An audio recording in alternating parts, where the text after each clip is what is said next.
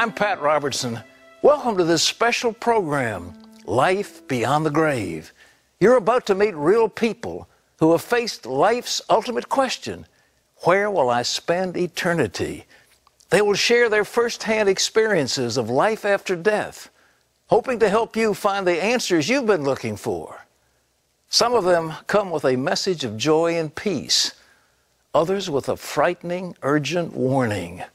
All of them agree on this: heaven and hell are real, and each of us decides where we will live forever. I'd like to introduce you to Colton Burpo. This young boy loved the time he spent with his great-grandfather and baby sister, two people he had never met on Earth.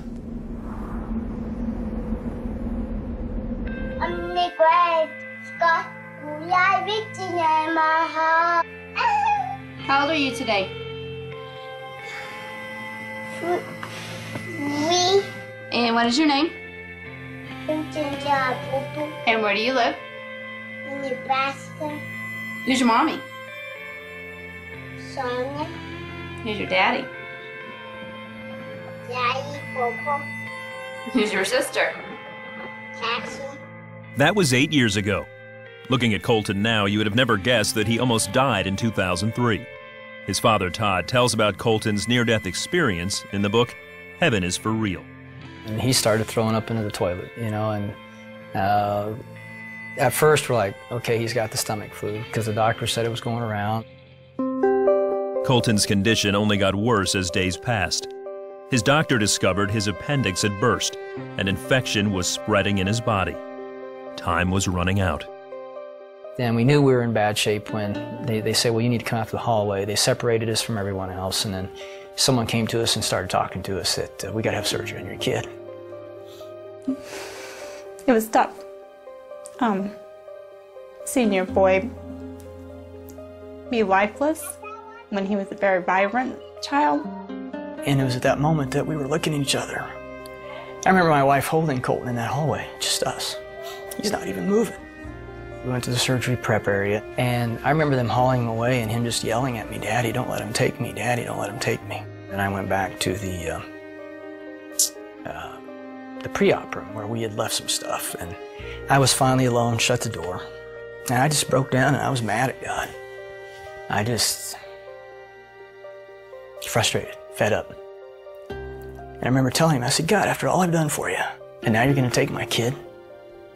This is how you treat your pastors?" And I was calling our prayer chain. I was calling anybody that would be on the other line to get Colton on the prayer chain because it was bad. We were there in the waiting room for an hour and a half, maybe. Then I remember the nurse coming out. "Is Colton's daddy out here?"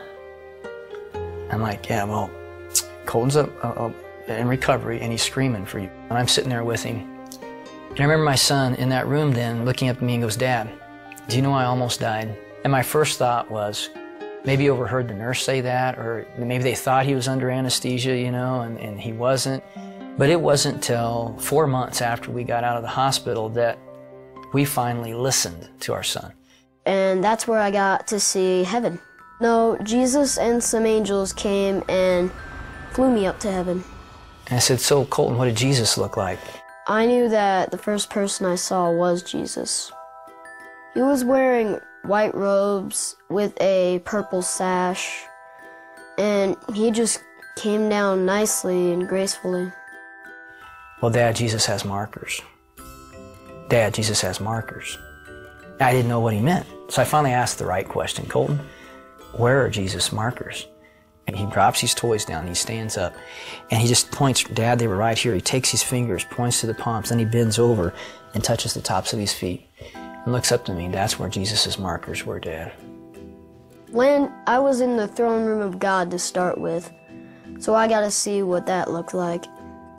I was upset because I didn't know what was happening. What God did is he used people or things that I liked to calm me down. From there on, I felt better. Then one day we're traveling together and he looks up at me and, "Dad, you used to have a grandpa named Pop, didn't you?" I'm like, "Yeah, he's really nice." "Really?" "Yeah, you used to play with him as a kid and fix..." work with him on the farm and shoot stuff with him. And I'm like, yeah, how do you know that? Well, he told me. A figure came up, and he was Pop. He asked me, "Are you Todd's son?" I said yes. He said that he was his grandpa, so that's where I met him. Yeah, Pop, I was very close to him. And he was my most significant male role model when I was a kid growing up. But he was killed in a car wreck before I turned 7. I was busy paying bills again,